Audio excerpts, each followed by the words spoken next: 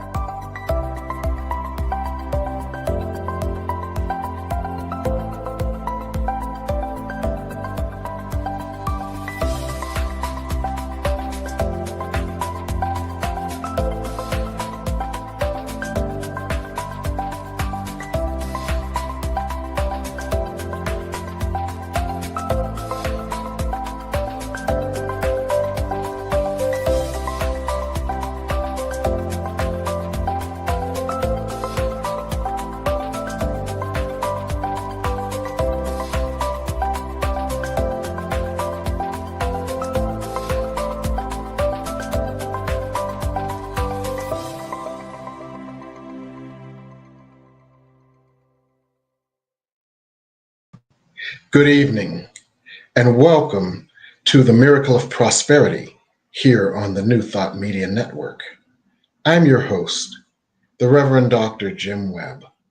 I'm the author of the book, The Soul of Prosperity, as well as complementary books, including Prosperity from A to Z,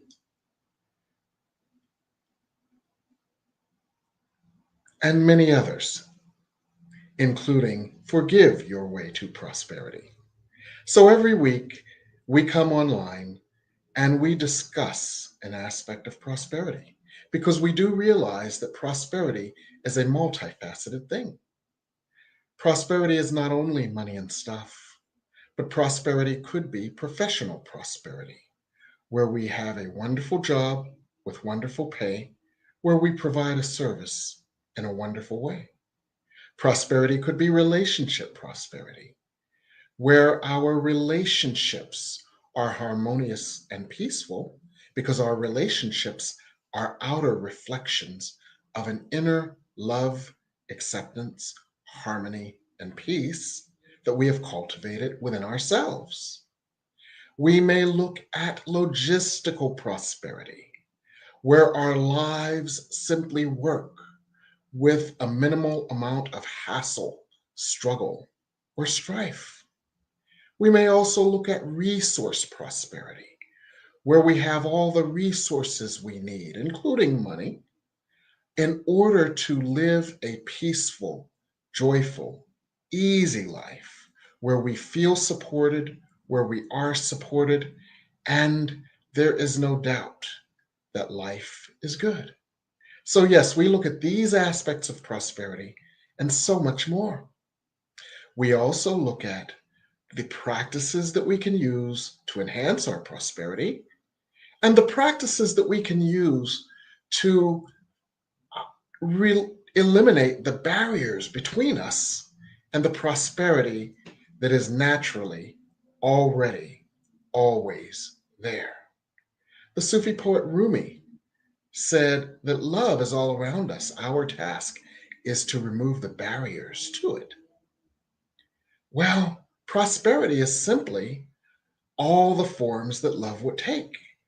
And our task is to remove all the barriers that stand between us and all the forms that love would take, all types of prosperity. So that's what we're going to do tonight. Tonight, we've got a very special show for you. We've got a show entitled Forgive Your Way to Prosperity. And the reason that that is so important, because unforgiveness is one of the key barriers between us and all the prosperity that exists. So we're going to understand forgiveness in a different, deeper way than ever before. We're going to discuss it, and we're going to discuss how forgiveness creates a sense of deservingness, especially self-forgiveness, and how that sense of deservingness then allows effortless prosperity. So forgiveness begins a sacred walk to all the prosperity you desire. And we're going to discuss that tonight. I'm bringing on my special guest, our producer, the Reverend Michael Mangus, who's going to help us with this discussion. Hello, Reverend Michael. Well, good evening, Reverend Jim, and hello to everyone out there. And yeah, great to be talking about this subject. Forgive your way to prosperity. Again, that this is one of the issues that people they go into the practitioner or the minister's office and talk about, and Yes. especially if you are experiencing any type of illness and or blocking your prosperity, is one of the things to take a look at. You know, is have you forgiven everyone, or do you hold resentment against anyone? I have a couple of questions, if you don't mind. I'd like to ask you. You're a better interviewer than I, so please. Well, okay. So how does the Course in Miracles says that there are no victims, that forgiveness is the way. So from the Course perspective, if people are, or they've experienced abuse, or they've experienced some things in their life that have affected them, what is the Course's perspective? Did they attract it to them? Did they go ahead and, is it past karma? Or, so if there's no victims, how can people then forgive? Because again, usually people who can't forgive individuals are pretty ticked off at them. Right. So talk to us about that, about the Course's perspective on no victimhood, and also how do you forgive from the Course's perspective? Okay, I'll take the first one first, then you can ask me the second one again because I will have forgotten it. Okay. The first one, what is the Course's perspective on this? Well, the Course, first of all, takes this perspective that we are eternal souls and not bodies. Okay. And as eternal souls, we come to this life with a spiritual agenda, somewhat like a lesson plan for our souls. And a part of that spiritual agenda may be to heal a certain misunderstanding that we've had.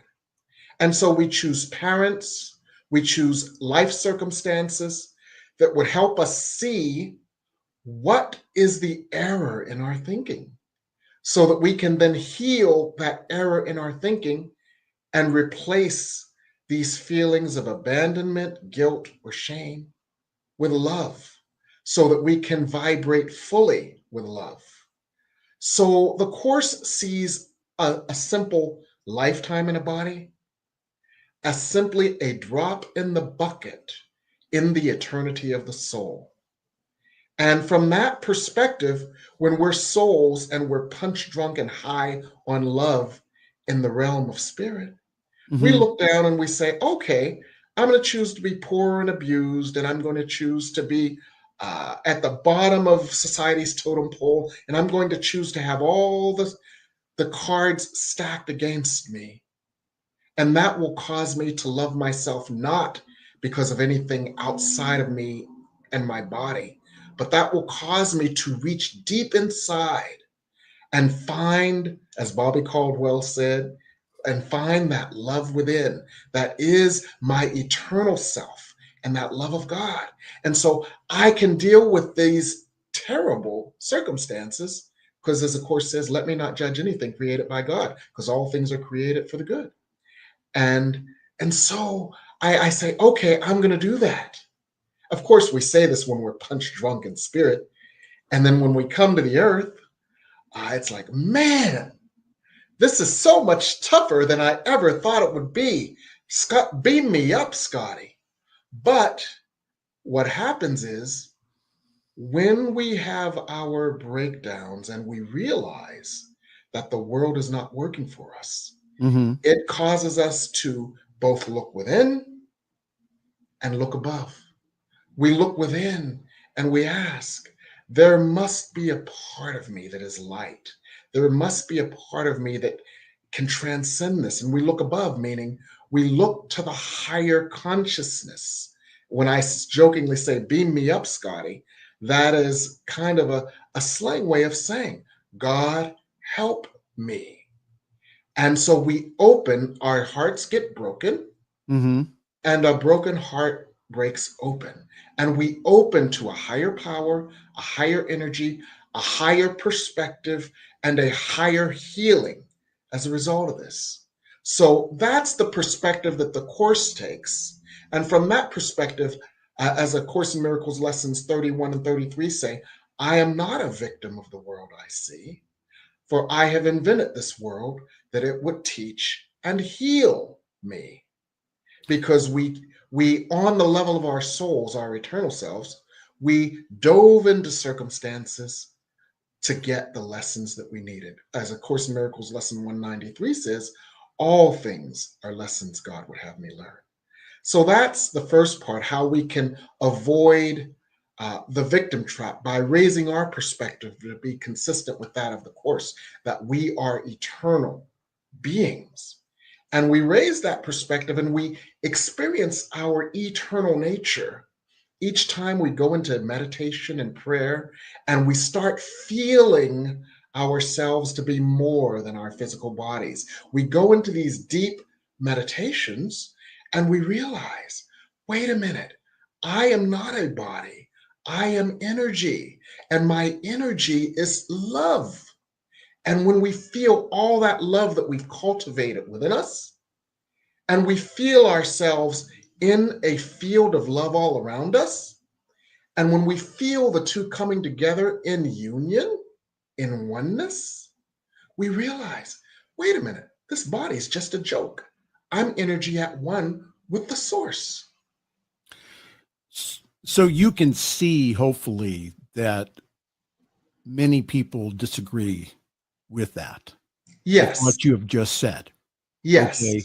And that they say that what you are doing is you are assigning that it is them who have brought these experiences into their lives.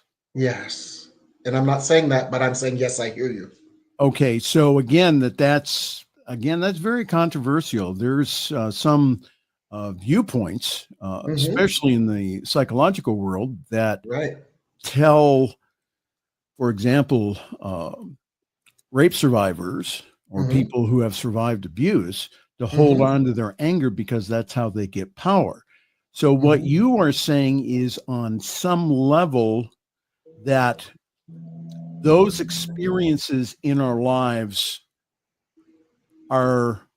can be triggers to wake us up to who we really are. Is that what you're saying? Yes, those experiences can trigger us into a broader, deeper awareness of ourselves as eternal. And one of the ways that they do that is that we came to the earth to heal any pain that is a barrier between us and our eternal energy, which is anything other than pain. Right. So, one of the things that we might experience in order to heal pain is something that causes us to become aware of the pain that we're carrying. So, if we are a survivor of deep, deep abuse, one of the things that we can do, and this is not well understood, is when we release the emotions. And I have a chapter in my book, The Soul of Prosperity, about why emotional release is so important. But when we release those emotions, we came to the earth, and part of our purpose in coming to the earth for healing was to release those emotions, their energies, and their energetic frequencies. Because when we release those emotions, their energies, and their energetic frequencies, that creates a void that allows the infinite love from the infinite source to flow into that place, our core of creation. And when that infinite love flows into that core of creation, more of us is love and less of us is pain. Okay. So again, from that larger, broader perspective, it ultimately is a part of our soul's arc of healing.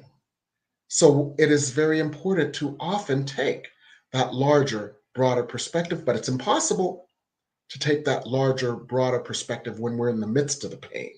Right. That perspective is only attainable when we have released the pain to the degree that vibrationally we have moved up again to see it more objectively. We can't see it objectively when we're in the midst of it. Does that make sense? Yes, it does. So let me send to you a pseudo client, Okay. and I've had this happen before. People have come in and have said, Yes. Reverend, it Mhm. starts off that way. Yes. Reverend, you don't understand But you don't understand. that my abuser, Mhm. okay, whether it be father, mother, I cannot forgive them. Mhm. And I know that if I would, that would assist me in my spiritual walk. Mhm. So when you have someone like that who comes into your office and says, Mhm.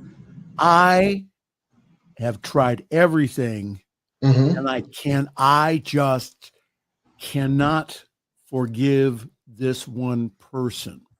Mhm. What do you say to them? I understand.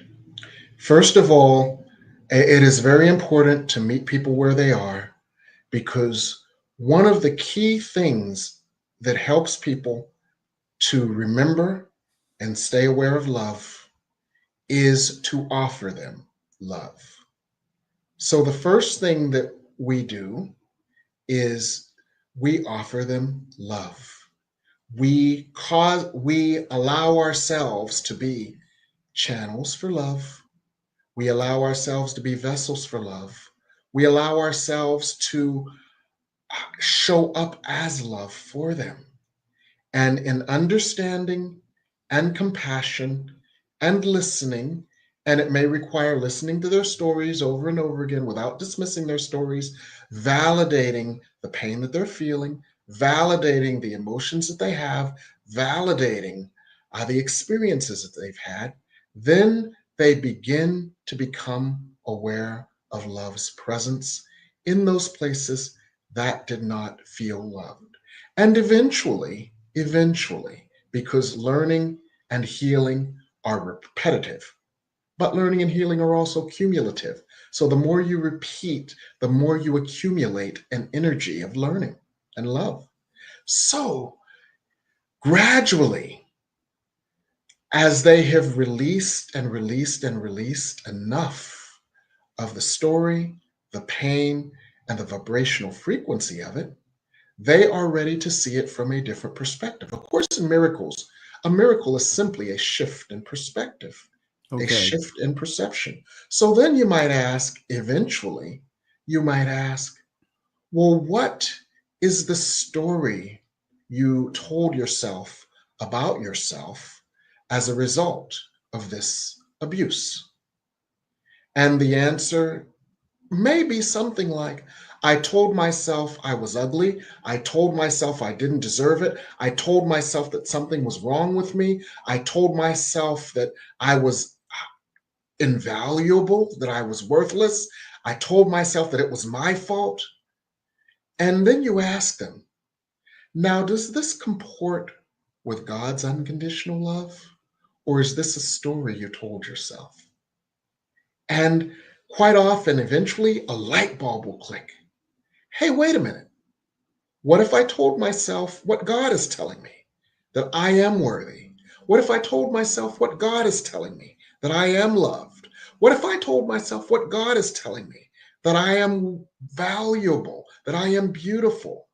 And when people experience that love, not from you and not necessarily through you, but when they feel it through them, because they have opened, because your energy has facilitated their energy's opening. When they start to feel that unconditional love moving into those places where those wounded stories have been, they start believing God instead of their story. And that's what's facilitating. That's what we do to facilitate them cultivating a different consciousness. And that gets to the other part of forgiveness that's misunderstood.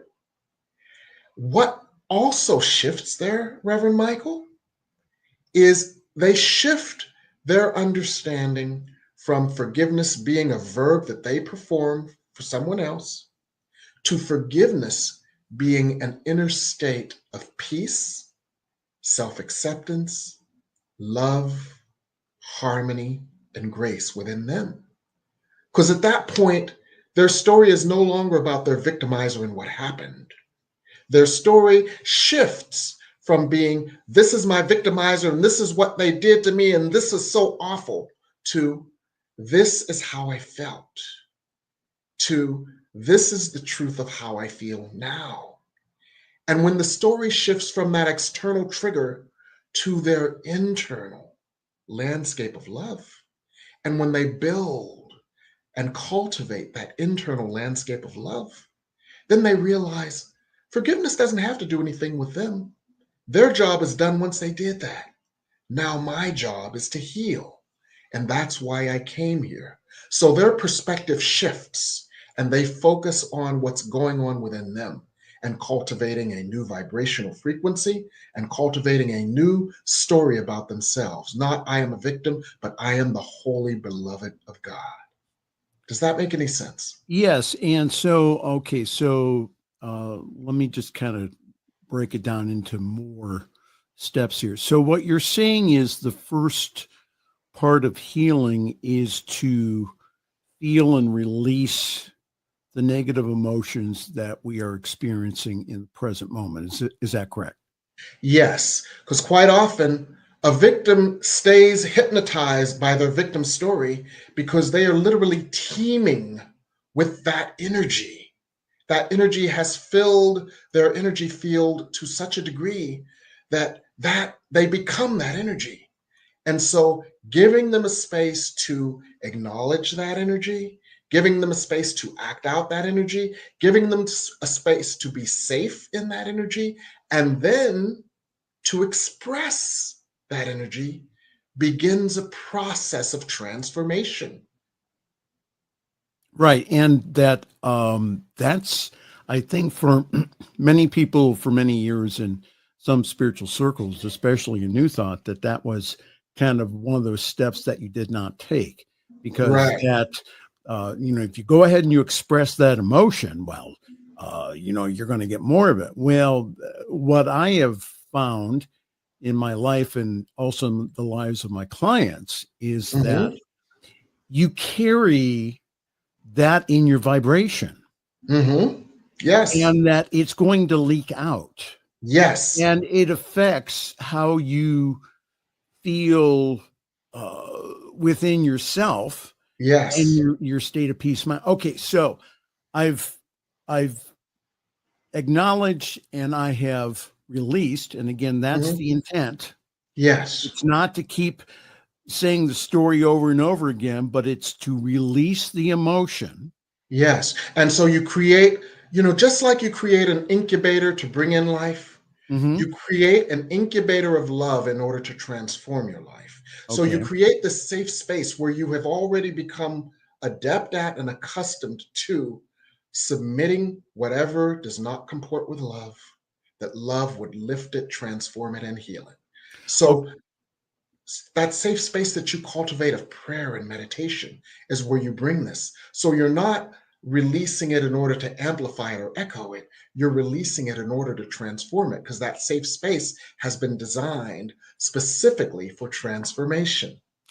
Okay, so again, and I'm just saying again from a new thought perspective, again, forgiveness is something that, again, that we give to other people for our own benefit.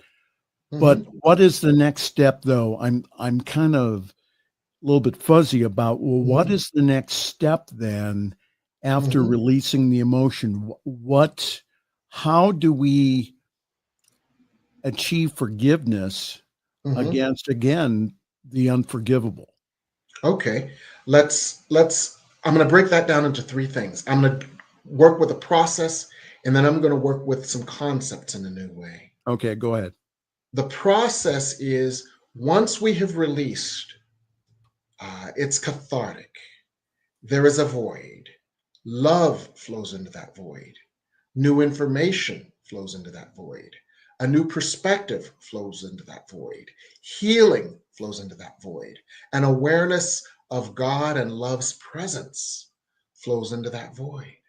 So a part of us that forgot that we were lovable, that part of us that thought it was our fault that we were ugly and we were undeserving, that part of us has been released, and instead we are filled with love and a sense of deservingness.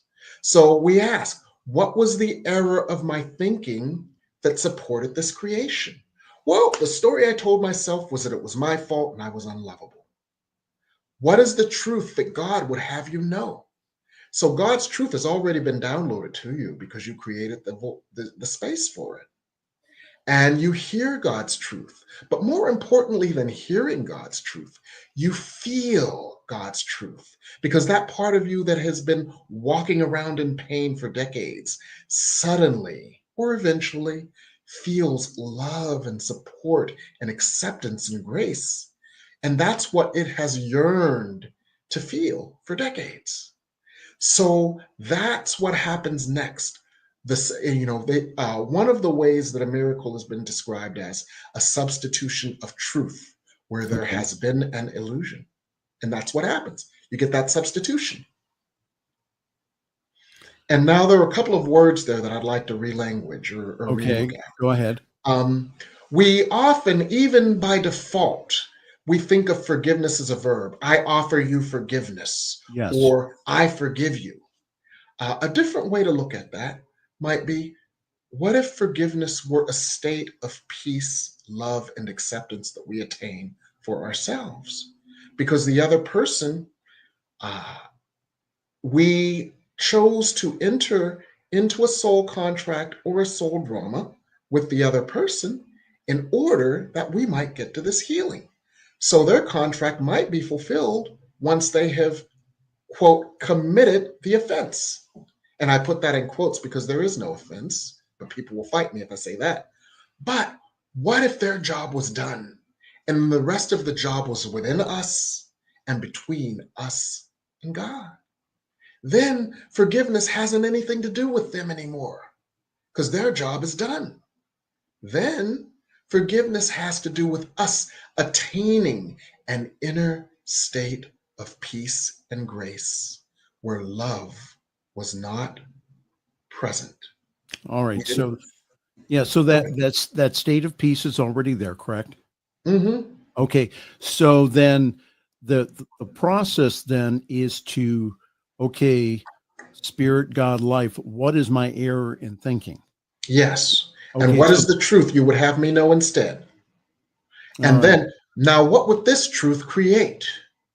And, so I work with a model of forgiveness, deservingness, and manifestation. Getting into a state of forgiveness creates a sense of deservingness that allows effortless manifestation, because all the blockages to manifestation have been dissolved. So manifestation is effortless. And interestingly enough, many of the people that I counsel, coach, or teach are moving into this realm because there is enough light on the earth right now for us as masters to master manifestation. But forgiveness is a prerequisite. A Course in Miracles lessons 122, 123, 124 say, forgiveness offers everything I want. Forgiveness is the key to happiness.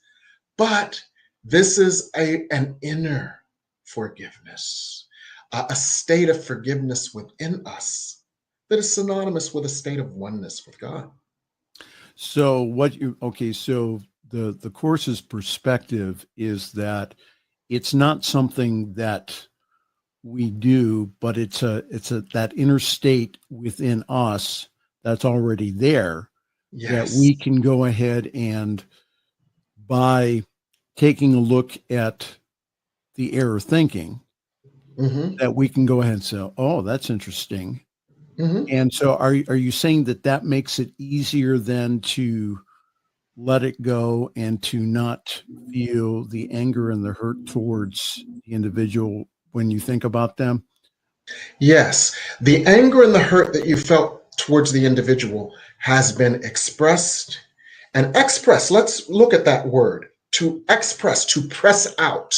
To express, to press out. It has been expressed. It has been dissolved. It has been healed. It has been replaced. So, and this is a repetitive process. Step 7 of the 7 steps is to rinse and repeat. Okay, go ahead.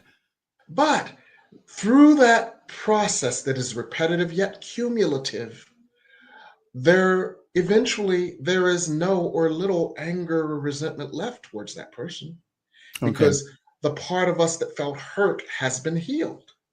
And so we are then able to release that person because their job was done 20 years ago. And we've been letting them live in our head without paying rent. I'm a landlord, right? So I'm very sensitive to people living in my property without paying rent. Yes. And so that release of the energies, the emotions that have triggered us, enables us also to release the story and to release them from their role in that soul contract, because that contract has been completed. When a contract is completed, it's completed. It's null and void. Right. So that dynamic of victim and victimizer, when we release that dynamic, we open to our own creative power. We can't be in power when we're in victimhood. We can't be in creative power when we're in victimhood. So we have to release that victim and victimizer dynamic in order to step into the power of our mastery, that we can manifest our good. Why don't we take a quick break? And then we have some questions here. Mignon has a question. If you have a question that you would like to ask here, please do so in the comments, either on Facebook or on YouTube, and we'll take a good try at it. Yes. A good stab at it. We'll take a stab at it. Yes. Well, we'll be back with more of this conversation here in a moment. This is the Miracle of Prosperity here on your New Thought Media Network.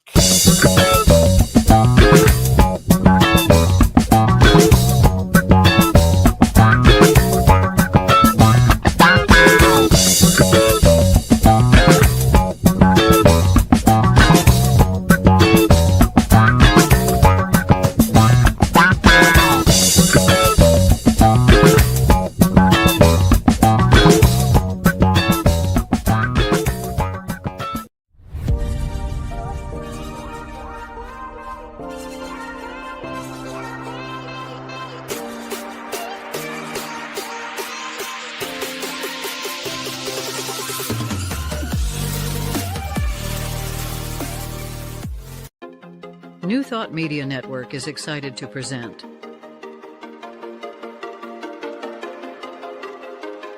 Divine Science Everywhere, Fridays at 2 p.m. Mountain Time and 4 p.m. Eastern.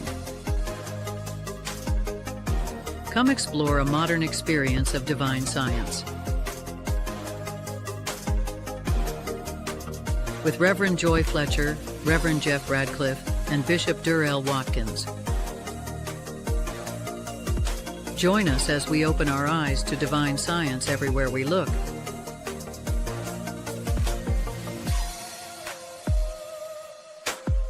Fridays on New Thought Media Network.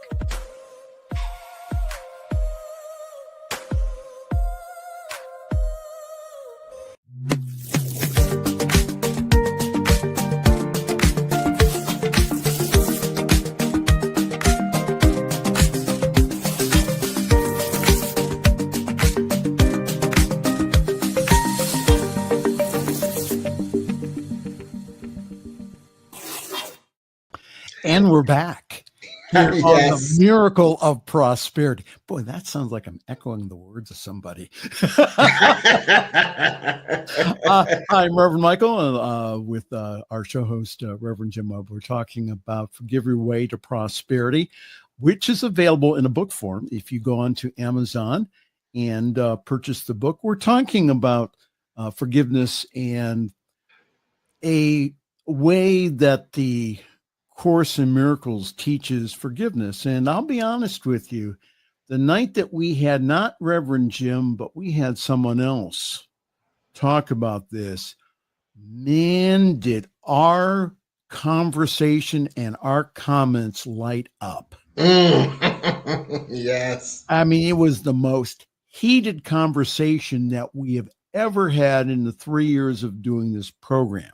Yes. So what's being proposed here again is from the Course, but sometimes the people have not come out and said it. And again, it's not being said to blame people, it's being said to set people free. Yes. And so while we do that, let's go to Mignon's question. Yes. She says that we engage in our daily practice of forgiveness and to ground us. How can I maintain in the face of social political bullying and childish egoic posturing that undermines democracy and the general well-being of the vast majority of us? Has Mignon been watching my Facebook page?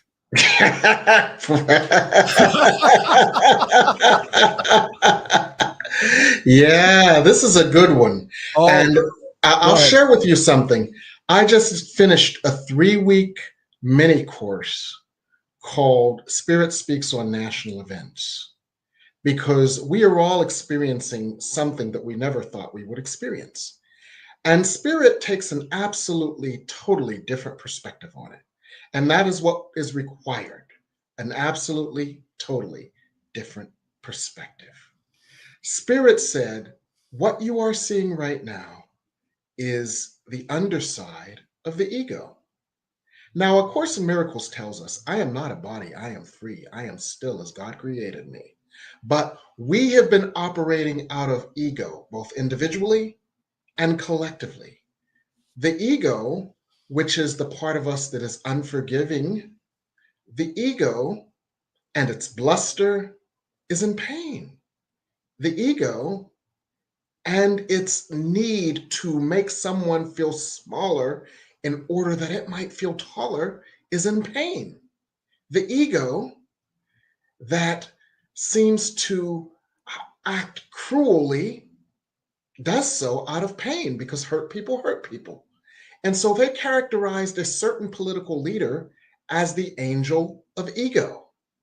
And each time they do this, I lose customers. But they do it nonetheless because it is true.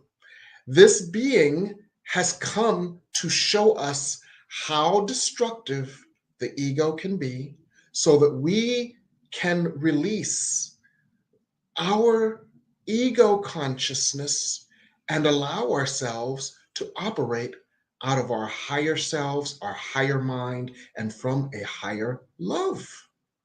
So what we are seeing right now is something that we cannot look away from, because it affects all of us. If you have a 401k, you can't look away from this, especially if you have a 401k and you're over a certain age. You don't have another 30 years to build it back up. And so what we're seeing is actions of cruelty, actions of bullying, and actions of irresponsibility that are hurtful to many people. And this causes us to understand more fully the ego so that we can heal and transform it both individually and collectively. Because A Course in Miracles says that, we must examine fully the error of our ways before we are ready to release them. And interestingly enough, Winston Churchill said that of Americans back in World War II. He said, Americans always make the right choice after exhausting every other alternative. All right. We have other questions here. Yes. Isabella, if you could do me a big favor, it says, the question I have found that ACIM concepts reasons, could you finish your sentence and send that question back to me? I'd really And appreciate Jane Bat had a question prior to that. Yeah. And see, you're psychic. You were going to that. Yeah, you were good.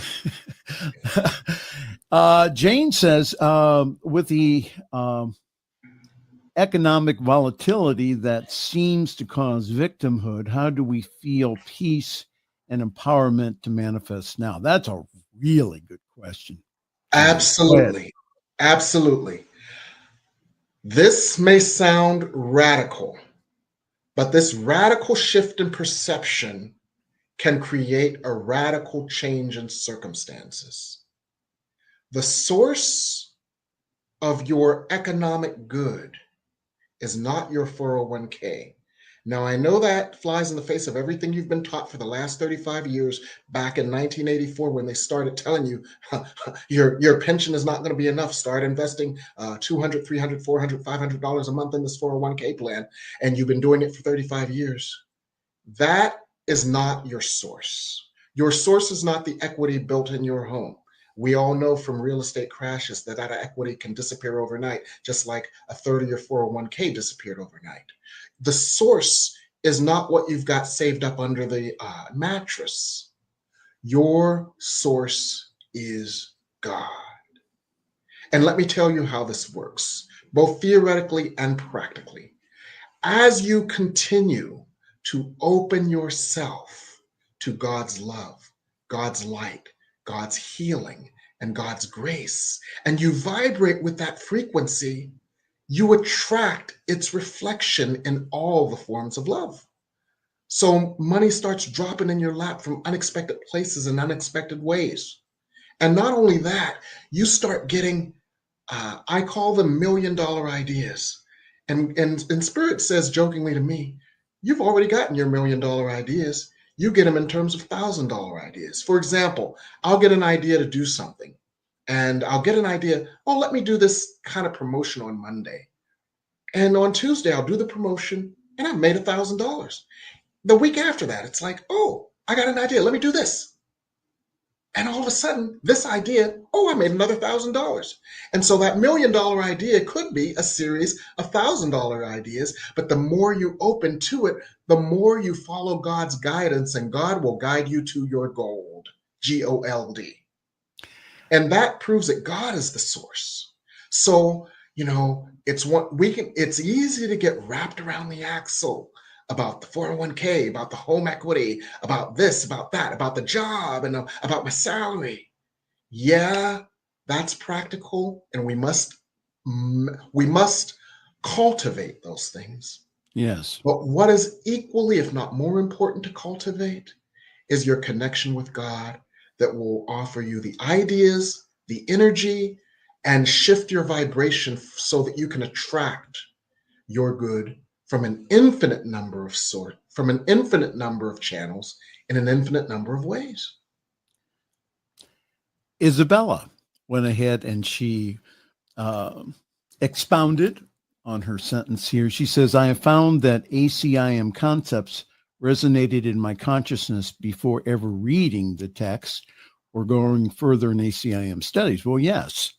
Yes. It's, yes. The Course in Miracles is not, it's not just the truth, but the truth has been echoed throughout all the great teachings, Yes. through Jesus and through the Buddha and the Tao and all the great teachings. But she said this, only love is real. All else is fear-based, which is not real. Your comments. Yes. Well, Reverend first Jim? of all, I want to affirm her experience.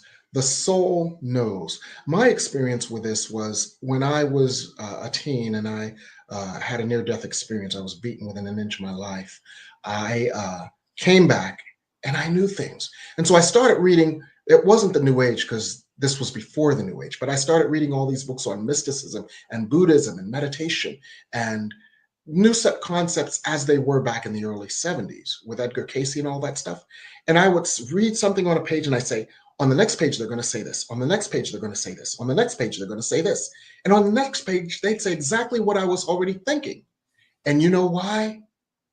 Because the soul already knows all this stuff, all these teachings, all these sacred texts are simply reminders that trigger the knowledge that already lives within us.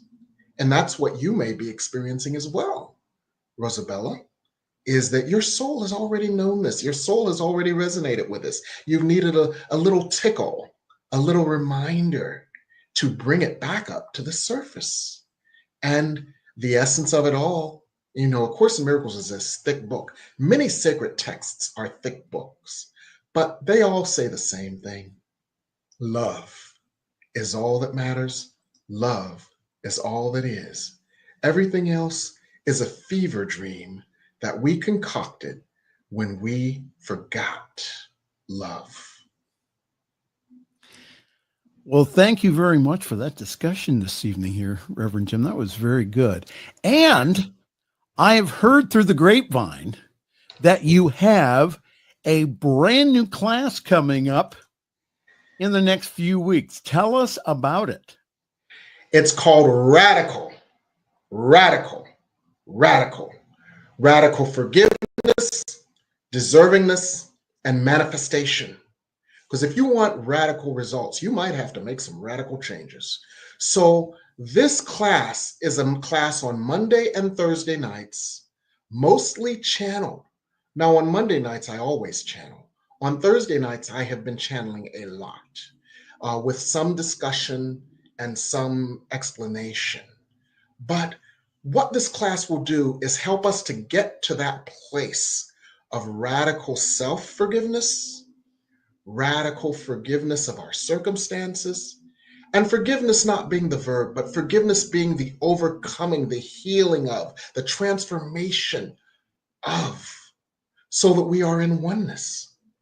And when we are in that radical forgiveness, we place ourselves in a state of deservingness. And when we feel deserving of what we choose to manifest, we can manifest it easily. So forgiveness creates deservingness, and deservingness facilitates manifestation. So if you want to manifest your good, get into a state of forgiveness, which puts you in a state of deservingness, which makes manifestation effortless. And I want to testify to this because there is so much light on the earth right now. And so many of us are achieving a higher level of mastery. And we're all being called higher. That many of the people taking my classes have started noticing how they are manifesting instantaneously because the barriers to manifestation have been dissolved. So this 8-week class on Mondays and Thursdays helps us to dissolve those barriers to manifestation, forgiveness, deservingness, and manifestation. And if you can't make it to the classes to participate, ask your questions, and experience the healing real time, it's on Zoom and it's recorded, so you get the recordings. So there are many options to avail yourself to this. And many of the people who are in my classes can testify that it has changed their lives. All right. So I'm going to put this next banner up because it's true. Reverend Jim's classes sell out quickly. Register today. You've been warned.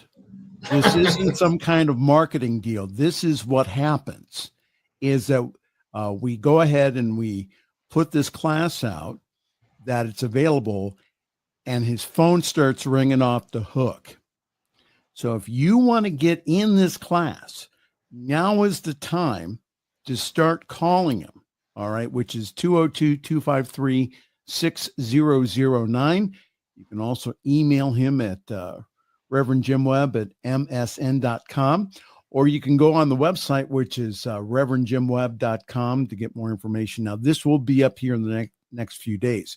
Yes. But I'm telling you, if you want to be in this class, that right now is the time to register, because every single time that we go ahead and we advertise the classes, a few days beforehand. Now, the class has probably been sold out again for about a week or two, but a few days beforehand, Jim gets on his phone and there's the wailing and gnashing of teeth. That why can't, and the reason being is because you didn't sign up early enough. So yes, you can go ahead and you can audit the class, request the recordings at a fee. But if you want to be in the class, if your soul is calling for you to be in the class, now is the time to register. 202-253-6009. Or again, the email address, revjimwebb@msn.com. Or again, go to the website at revjimwebb.com. How about that? Wonderful. And let me explain, I'm not trying to be hard about not letting people into the class. My objective is to offer the highest quality of service possible. And that's why I have to limit the size of my classes. You mean you're not trying to be a meanie or anything like that? I'm not trying to be a meanie. I just want everybody to be well served. So again, so go to his website again. Go to give him a call. And text him and just say I'm interested in the class, and he'll send you more information. I mean, your investment is what? $300 for friends, $275 for members, and a $75 discount for prepayment. Come on. It's like, come on, I'm giving you $75 off to register in the class before it gets sold out. What could be easier? Yeah, I mean, you're getting again a class that on other teachers would charge a lot more. But again, Jim has always been gracious in offering the classes so that everyone can get in. So again, please contact him. I'm going to let you have the last word, Reverend Jim. And again, thank you for having me on tonight. Thank you, Reverend Michael. The last word is this: forgiveness is an inner state that we attain when we release our grievances, when we release the pain, when we release the stories that cause the pain, and we allow the grace of God into our minds, our hearts, and our energy fields. This state of forgiveness is synonymous with a state of oneness with God. And with God, all things are possible. So we feel loved, we feel deserving, and when we feel deserving, and when we are at one with God, we can manifest our good immediately. So forgiveness, deservingness, and manifestation are easy to attain. And these are some of the ways that we can do it. My class, Forgiveness, Deservingness, and Manifestation, begins on June 2nd. There's more information available, and I look forward to serving you in this class. Good night.